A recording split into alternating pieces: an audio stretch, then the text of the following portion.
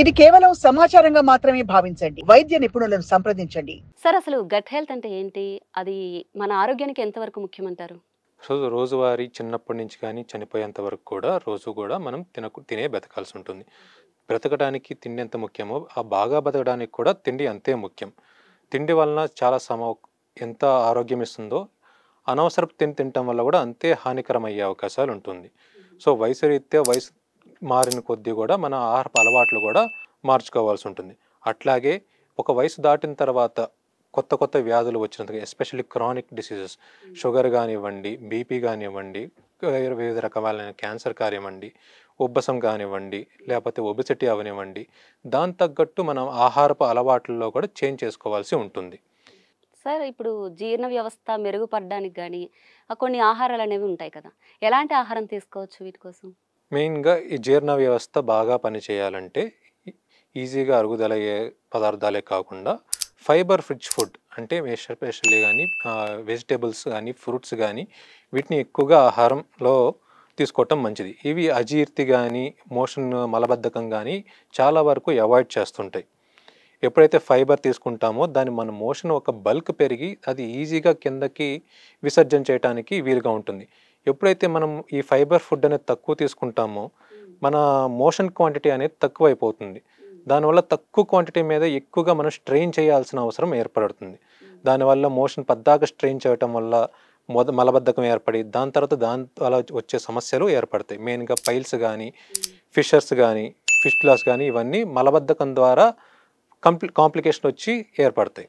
So వీళ్ళంతవరకు దీన్ని avoid చేయాలంటే fibre food అనేది ఫస్ట్ నుంచి మన ఆహారపు అలవాట్లలో ఏర్పరచుకుంటే వీలైనంత వరకు ఇవన్నీ అవాయిడ్ చేయడానికి వీలుంటుంది. అలాగే గట్టి పదార్థాలు తినడం వల్ల కూడా మనకి జీర్ణ సమస్యలు వస్తూ ఉంటాయి. మలబద్ధకం అనేది వస్తూ ఉంటుందంటారా? అందులో నిజముందంటారా? గట్టి పదార్థాలు తినటం వల్ల ఏమి కాదు. మెయిన్గా ఫైబర్ ఫుడ్ తక్కువ తీసుకోవటం వల్ల వస్తుంటుంది. అట్లాగనే హై కాన్సన్ట్రేటెడ్ షుగర్ ఫుడ్స్ అవి తీసుకోవటం వల్ల కూడా ఎక్కువగా మలబద్ధకం ఏర్పడే అవకాశం ఉంటుంది. అలాగే ప్రీబయోటిక్స్ అలాగే ప్రోబయోటిక్స్ అంటారు.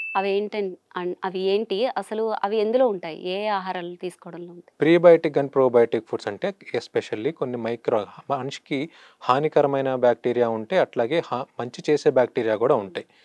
సో మంచి చేసే బ్యాక్టీరియా యూజువల్లీ ఈ ప్రీబయోటిక్ అండ్ ప్రోబయోటిక్ ఫుడ్స్లో ఉంటాయి. సో ఇవి మెయిన్గా ఎట్లా అంటే కర్డ్ బేస్ ఫుడ్స్ అంటే పెరుగులో కానీ అట్లాగే బయట మన సూపర్ మార్కెట్స్లో దొరికే యోగర్ట్స్ అని చెప్పి కానీ అండ్ కొన్ని రకమైన ఫర్మెంటెడ్ ఫుడ్స్ ఎస్పెషల్లీ మనం చేసుకునే ఇడ్లీలో కానీ అవి కూడా ఫర్మెంటెడ్ ఫుడ్స్. సో వాటిలో కూడా ఎంతో కొంత ప్రోబయోటిక్స్ ఉంటాయి. సో ఇవన్నీ కూడా మన గట్ మంచి బ్యాక్టీరియాని పెంచుతాయి. చెడు బ్యాక్టీరియాని వీలైనంత వరకు ఎప్పుడైతే మంచి బ్యాక్టీరియా పేగుల్లో పెరుగుతూ ఉంటుందో వీలైనంత వరకు దాన్ని చెడు బ్యాక్టీరియా అనేది పెరగకుండా చూస్తాయి. వీటి వల్ల గట్ హెల్త్ అనేది బాగుంటుంది. వివిధ రకాల సమస్యలు చాలా వరకు తక్కువగా ఉంటాయి. మెయిన్గా గ్యాస్ ప్రొడక్షన్ పొట్టలో చాలామంది వయసు మీద పడిన వారు నాకు గ్యాస్ ఎక్కువ ప్రొడ్యూస్ అవుతుంది అని చెప్పేసి అంటారు. ఇది మెయిన్గా ఒకసారి గట్ డిస్బయోసిస్ అంటే చెడు బ్యాక్టీరియా ఒంట్లో పేగుల్లో పెరిగి మంచి బ్యాక్టీరియా తక్కువ ఉండటం వల్ల ఇట్లా వస్తుంది. ఎప్పుడైతే మనం మంచి బ్యాక్టీరియా తీసుకుంటామో ఆటోమేటిక్గా చెడు బ్యాక్టీరియా అనేది తక్కువ స్థాయిలో ఉంటుంది. దానివల్ల వీలైనంత వరకు కూడా ఈ గ్యాస్ పాస్ ఎక్కువగా అవటం తగ్గుతుంది. సార్ ఇప్పుడు ఈ గట్ హెల్త్ అనేది మన శరీర వ్యవస్థని దెబ్బతీస్తుందంటారా? ఇది లేటెస్ట్గా వచ్చిన చాలా రీసెర్చ్ ఆర్టికల్స్ ఏం చెప్తున్నాయంటే గట్టికి అంటే మన జీర్ణ వ్యవస్థకి మెదడుకి కూడా సంబంధం ఉంది. ఎప్పుడైతే పేగుల్లో ఈ బ్యాక్టీరియా సంబంధించిన మార్పులు ఏవైతే ఉన్నాయో ఆ మార్పులు ఒకసారి మన మెదడు అంటే మన మానసిక స్థితిని అట్లాగే వివిధ రకాల వ్యాధి పరిస్థితులను కూడా మారుస్తుంది అని లేటెస్ట్ రీసెర్చ్ చాలా రిపోర్ట్స్లు మనకి చెప్తున్నాయి.